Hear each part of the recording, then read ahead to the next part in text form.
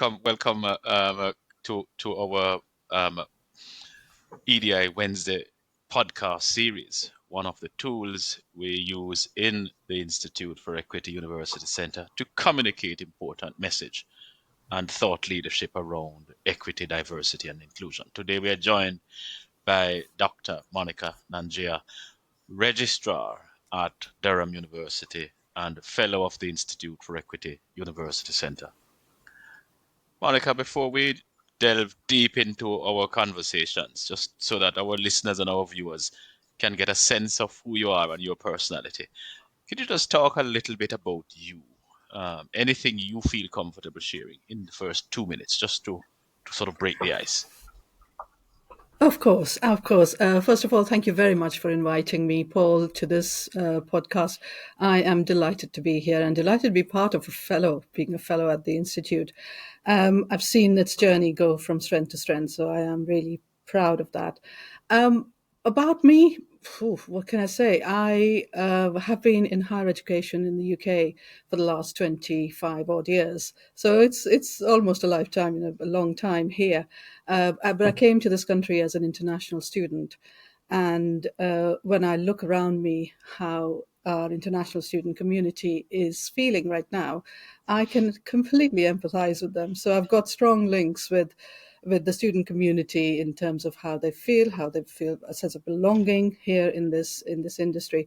But higher education has been my home for decades now. So I feel quite settled. I am in Durham, based in Durham now for the last 3 years. But prior to that, I was based in London and across various HE institutions in and around London. So that's a little bit about me. I hope that's enough for just to get us going. Well, that's brilliant. That's brilliant. I know academic careers can take us to many places, from London to Durham, and sometimes many places in between, or sometimes even abroad. So I'm glad that you have had all of those experiences and have been able to contribute to the development of the higher education landscape in the UK. But Dr. Monica, we are here to talk a little bit about the women shaping leadership and change, what you call the diversity advantage. And if you could set out for us why the issue of diversity and inclusion, in particular for women in HE leadership, is an important issue. It is an issue that's really close to my heart, Paul. I was born and brought up in India, and being a woman in that environment came with its challenges. Mm, So I've seen in my own family and across amongst my friends and my peers how hard it is for women to climb up the professional ladder, where the expectation is quite the reverse. So coming with that sort of sense of drive and ambition in seeing women in leadership positions, I bring that background to to the role that I'm doing now here. I feel that women in higher education in the UK, the expectation is that we would we occupy the majority position. Women are in the workforce. We are 54%, so that's more than 50, more than half of the staff population. It's a similar stats in the student community as well. So what mm, happens when you go up the ladder? The numbers start shrinking, and it raises mm, these questions for me. Why does that happen? So when we look at the academic community, it goes down to 45%. Fair enough. There's a lot of work to be done there, but it's getting there. But when you look at the vice chancellors and senior leadership, the number goes to a third, around 32%. mm, It starts to shrink up. But putting that to one side, when we start looking at the intersectionality, the women of color, mm, the numbers are stark. They are shockingly low. They are under 10%. mm. Under 10%. And I'm being very generous with that. It is much lower than that. So it raises a number of questions as to why wouldn't this environment that we are in higher education, which is progressive, industry compared to other sectors, why are we still lagging behind? So these mm, are really tough questions that we need to answer, and I think higher education is missing a trick here in being a leader and demonstrating that women are valued mm, contributors to society and to organizations. So mm, for me, it's a really important aspect, and I think it's not just the statistics, Paul. For me, it's more than that. It's the complexity that women of color navigate in their professional careers and the barriers they face. These are mm, never talked about. These are uncomfortable truths. They're very hard to articulate for people who are going through it because it is traumatic experience. But more importantly, there is no space to talk about these in a safe environment. I think for me that mm, has been always a challenge. So I have been asking colleagues, my peers in a similar position, in senior positions, to talk a little bit about their experiences so we can pave a path or to make it easier for the coming generations to feel comfortable to talk about these things so we can start to challenge them. mm, Because if mm. we don't talk, we'll never challenge these norms. I think I think so. I think you're absolutely right. You know, the more we can bring awareness of these institutional conditions to these factors, the better the understanding will be, and hopefully, with that new understanding, will lead to some change. Um, what you have highlighted, Dr. Monica, is in my view is a failure of education's promise, because certainly when I was growing up and when you were growing up and many other people as well, we were told that if you work hard, the system will deliver against your talents. But the system doesn't deliver against our talents or the talents of certain people. It's almost like there is a glass ceiling, and in some cases, a cement roof, Yep. and in other cases, a titanium ceiling. So, so I think you're right. Talking about these things will be beneficial, but then it is individuals who make up the systems and individuals who make up the institutions. So what work then do we need to be doing with the structures within the organizations and with the individuals within the organizations to make changes? There's a lot that we can do and we need to do, Paul. You talk about glass ceilings and, in fact, cement ceilings, which I prefer. I will add sticky floors to that as well. Because when we start looking at the pipeline of women of color in particular coming through from very junior positions, we find that promotional opportunities are limited. That's where the barriers begin. And that's not because they're not ambitious or they're not hardworking. It's circumstances. Life comes in the way sometimes. So flexible working it should be a norm for women, particularly because of they're raising families or whatever reason they've got caring responsibilities. That is not really been mainstreamed in our understanding as organizations. So this should not be an inhibitor in promoting women to senior positions, but that certainly happens a lot. We look at Mm, a very standard male centric trajectory of a career, and that is a barrier. That is a serious barrier in our own thinking. So organizations have to reflect, think for themselves, but more importantly, we need this discourse in our communities here, like we're doing now, to raise awareness of these barriers. We've been talking about it for a while. mm, And it gets tiring sometimes when you're talking about the same thing again and again, and there's no change. So, mm, collectively and individually, I think there needs to be some commitments. And by commitments, I mean having clear targets, clear, measurable, evidence based targets that we can hold organizations to account. We talk about gender pay gap, for example. That's a good indicator. We need more indicators like these that shine a light on how difficult it is for women to progress.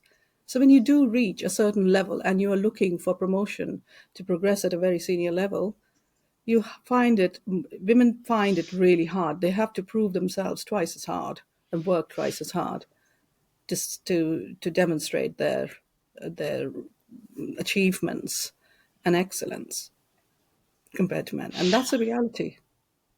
Is that what you describe in your work as the broken rung? Because I think maybe our listeners and our viewers would benefit from how you connect what is happening with women in the workplace to this concept of the broken rung.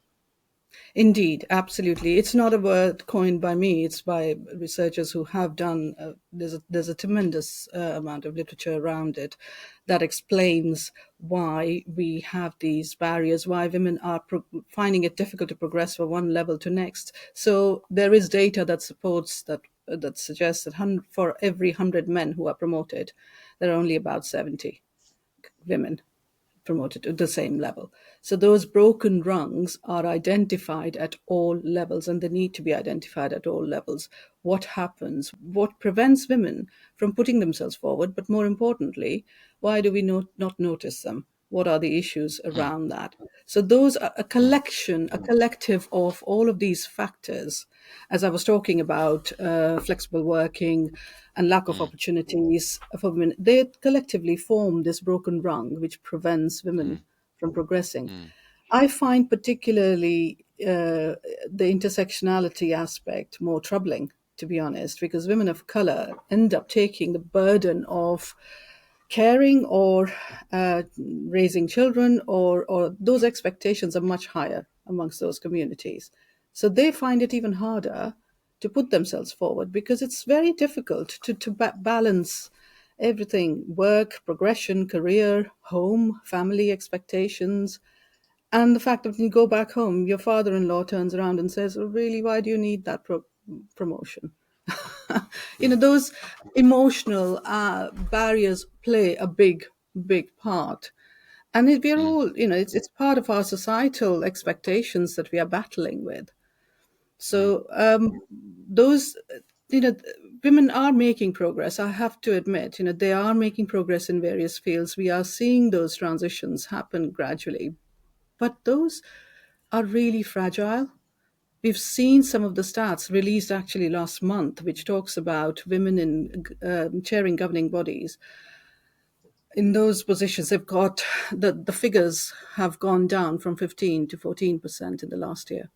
So there is a reverse trend happening, mm, whether it's influenced by international events or political media around, the media attention around the toxic masculinity that we are experiencing in our communities. I think all of this is making a sort of making this progress that we've been making a lot more difficult and mm, harder to mm, achieve and to progress in a mm, linear fashion. So mm, for me, I think there are a number of factors that play a part in this. Within the organizations, I think you're right about higher education missing a trick. We ought to be doing a lot more. We are raising the next mhm, generation. We are responsible for what the new generation will bring to the front, and instilling those values of respect, equality, equal opportunities. I think that is should not be taken for granted. Living in diverse communities can be seen as a threat nowadays, and that worries me immensely. Brilliant. Thank you. Thank you so much, Dr. Monica. We'll pick up on some of these things when we come back. For now, we're going to take a short break and hear from our sponsors. Fascinating discussion. We'll also pick up on what higher education can do, and also what about those people who don't quite understand the flexi working, given that we are only just entering this phase coming out of COVID-19. Is there more we should do in terms of research to better understand needs, business needs, and so on? So let's just hold those thoughts for a minute and take a short word from our sponsors. My friends, Welcome to the Institute for Equity University Center. I want to talk to you a little bit about our institutional support package. Many of you have heard me talk before about our training package, but not so much about our institutional support. In our institutional support package, we do a lot of audits, curriculum audits, policy audits, textual and material audits. So we audit books for publishers and for organizations that want to produce material. This is another area of our work that we want you to get involved with. If you're doing a research project and you want somebody to sit on your board as your project advisor board, or if you are just thinking about embedding EDI in your organization and you're unsure, make us your accountability partner. We will sit with you, we'll hold hands with you, we will walk with you and walk beside you through the process as partners in the great struggle and the great opportunity.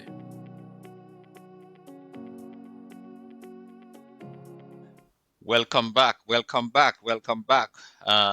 Fascinating conversation we've been having with Dr. Monika Nangia, academic registrar at Durham University and fellow of the Institute for Equity University Center.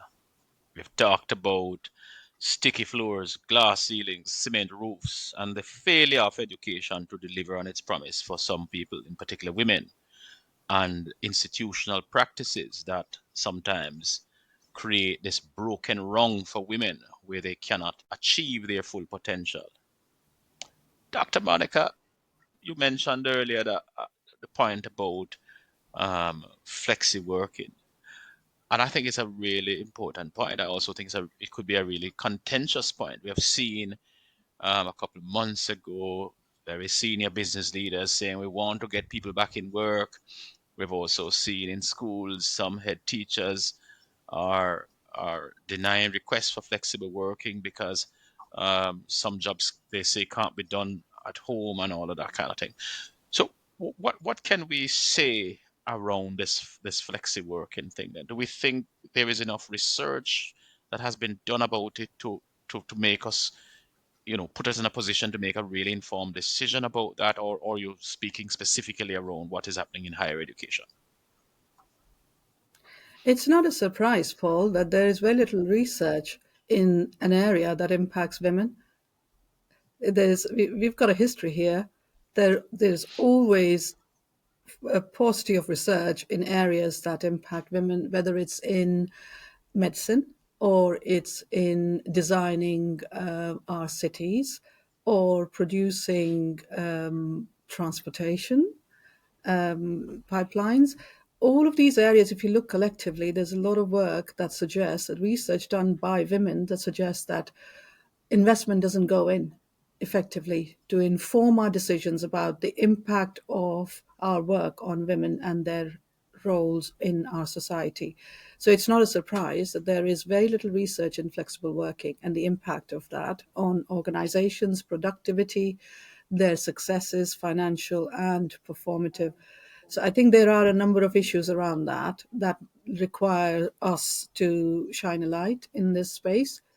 I'm hoping that in the near future there is a nationwide, at least, a research project that tries to at least understand the issues around flexible working in this current environment and what impact it has, rather than organizations simply making a blanket rule that they will not support, or they will support to an extent flexible Mm, working. The reason I say that is because UK Department for Business and Trade released data today that clearly shows that the women who are setting up their own small businesses, SMEs, the proportion of those women has gone down from previous years, and the mm, trend is looking downwards. That's that should be ringing some alarm bells. That should tell us within within this sector or elsewhere that something needs to be looked at much more closely. Why are women mm, abandoning these their dreams or their mm, career aspirations in this day and age? It should be the other way Mm. around, right? So Well, maybe this is something, this national study is something that your organization and our organization, and maybe the Confederation of Business and Industry, or the Department for Business and Trade, can seek to collaborate on. But I think it's a really important piece of it's evidence base that is missing, as you've pointed out.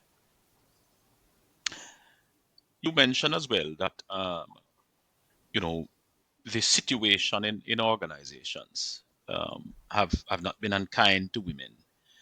When they get into leadership roles, sometimes their experience is quite fraught, which has left many to rethink their ambition and aspiration for leadership, with some of them feeling particularly vulnerable.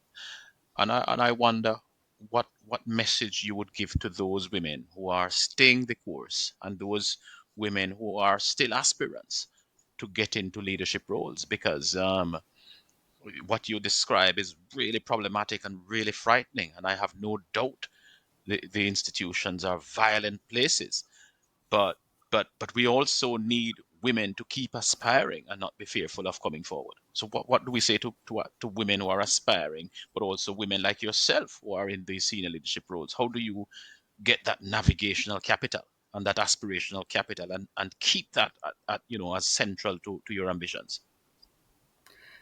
That's a really good question, Paul. I ask myself every day when I wake up, what really drives me in, Mm, despite the challenges we face collectively. But I think what for me, what works is the the hope and the dream of the future where women will feel empowered mm, enough to mm, not worry about walking into work and feeling stymied by derogatory comments or being put down or being spoken over or getting interrupted every time they have an opinion to share. That's unfortunately a reality of a lot of women currently in very senior positions, and they have mm, articulated that to us. But they're doing that in the hope, and I'm doing the same, in the hope that we shine a light on these and pave a path for those coming into these roles to have even stronger motivation to challenge them and mm, find their space and own their space and be confident. Because mm. it's only when you see someone who looks like yourself in a senior position that you feel that you can aspire to.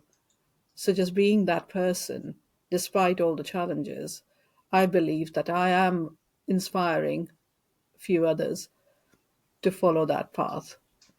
So I don't I believe always say that it's hard all the time. In fact, it isn't hard all the time. There are good moments as well. But it's really important to make that space for the next generation.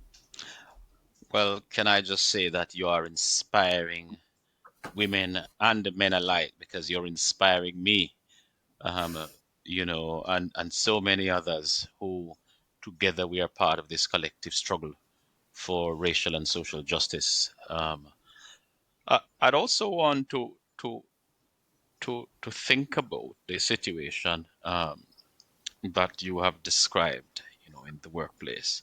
I feel like it is a form of symbolic violence, where women are being treated so badly and overlooked, talked over, undermined, and so on. And I think this really, really is something, as you say, which we need to think about further in research, much more widely than higher education, but in organizations. What can men do? What can men do? Because they are the ones who are causing this problem and sustaining this problem. What can men do? Men have a big role to play. I wouldn't say that they're causing the problem all the time, but they have a very just being quiet is being part of the problem. And I think being vocal and strong allies is far more important than anything else that they can imagine doing. So if they make a commitment that they will support a woman colleague around them who they know is talented and ambitious, I think they would have done a huge service. So taking those areas and owning them in the hope that maybe their wife, their daughter could be in this position somewhere. mm, I think mm, having just having that acknowledgement or that self-reflection would really help, and that should be enough, in my view, to inspire men to become allies in mhm. workplace. But I am but really can you give us fortunate. some? I have, yeah. Sorry, could you give us some practical things that men could do? Because we want men to leave this conversation feeling like, okay, well, I could do that, I could do that, I could do that. You could give some practical things that men could do. Absolutely. When they're thinking of setting up a panel, whether it's an interview Hmm. panel or it is a senior panel to make an important decision, they need to consciously think the composition and think about which women they would like to include and make them part of that. That's really Mm, important. The second is sponsorship. They need to think really hard about who they will sponsor. And by that I mean talking about their talents in corridors, in rooms where their women are not present, speaking for them and being their genuine allies and recommending them for promotions. That's mhm. something concrete that they can do. Brilliant. And I want to also say it is not the women's place to tell men what to do. Men need to go and find out for themselves. But also having some clear directions can also be very helpful. And don't men shouldn't take what you have suggested as the end of. But there's just so much more It that they is. can do. Dr. Monica, it's been such a fascinating conversation, and I'm grateful for all you have shared um, this morning with us and our listeners. So we're just going to round out now with a couple quick fire questions where our viewers and our listeners can get to learn a little bit more about you. And these are not serious questions, but really Mhm. um, easy questions and just relaxing questions. So, which do you prefer, business or casual attire? Casual. Window or aisle seat? I'll. What's your favorite way to unwind after work? Ooh, music. Listening to music. That's. Brilliant. And what's the most who is the most inspirational person in your career? Ooh, that's. There's so many. But I would say my PhD supervisor was also a woman of color leading in this sector. So hugely inspirational. Brilliant. Final question. What is your most strongly held belief? Oh, interesting. My strongly held belief is that the future holds the power of our dreams. Brilliant. What a fascinating conversation, colleagues. What a fascinating conversation, Dr. Monika Nangia. The future holds our hopes and our dreams. That is a great way to end our conversation. Despite the sticky floor, despite the glass ceiling, despite the cement roof, despite this symbolic violence in organization, despite the failure of our education to deliver on its promise, we must keep hoping and we must keep dreaming. Thank you so very much, Dr. Monica Nandria, for your Thank you. perspectives and for sharing with us on Thank EDI you. Wednesday. Brilliant. Absolute pleasure. Thank you very much for having me.